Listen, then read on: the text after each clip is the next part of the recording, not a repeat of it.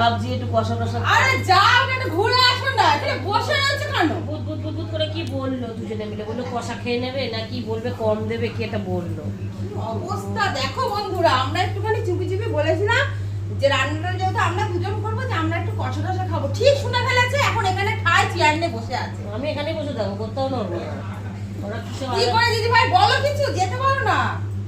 ওকে একটা কিছু ব্যবস্থা। আমি একটুখানি আরে বলেছি, পার্থদা এসে ঘুরে আসো, যাও আমি একটুখানি বললাম যা না রাখি, জিন্সের প্যান্টটা নিয়ে এসেছি, যা ঘুরে আয়। যাও না, আমরা খাবো না কষা, যাও।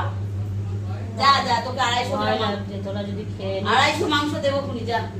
এই গ্যাসের ওষুধ টষুধ খেয়ে বসলাম, একটু বেশি খাবো। পেট দেখো দুপুরে খাওয়া হয়ে গেছে, এখন একটা র্যান্টা খেয়েছে, পেট খালি করছে, বিরিয়ানি হবে, এই যে আলু কাটছে দিদি ভাই, আর আমরা একটু বলে ফেলেছি, সেদিকেও কান আছে, আবার শুনেও নিয়েছে, নিয়ে যে চেয়ার নিয়ে বসেছে, মোটে সরছে না। এখন আমরা কি করি? আর হলো না দিদি ভাই কষা খাওয়া, আর হলো না। ওই না, নিজের মুখেই বলে দিল, দেখলি নিজের মুখেই বলে দিল ওরা কষা খেত, আমাকে কষা দেবে না। আমি কষা হবে দুটো তিনটে খাবো, তারপর এখান থেকে নড়বো না, তার আগে বাবা নড়ছি রে না। বাবা, তার আগে এখান থেকে আমি নড়ছি না, এখানে ছবি বসে উঠে, থাকবো। শোভাও। ছবি উঠে 1 কেজি মাংস যদি 3-4 মিলে একাই খাই কষা, আবার ঝোলে খাবে, আমি খাবোই। ওই 500 না তো ওই খাবে। বেলেঘাটা থেকে এসেছে মনে হয় ঝগড়া করতে। আমারে বাবা, হ্যাঁ ও ছোটবেলা থেকে এরকম ঝগড়া করে আমার সাথে।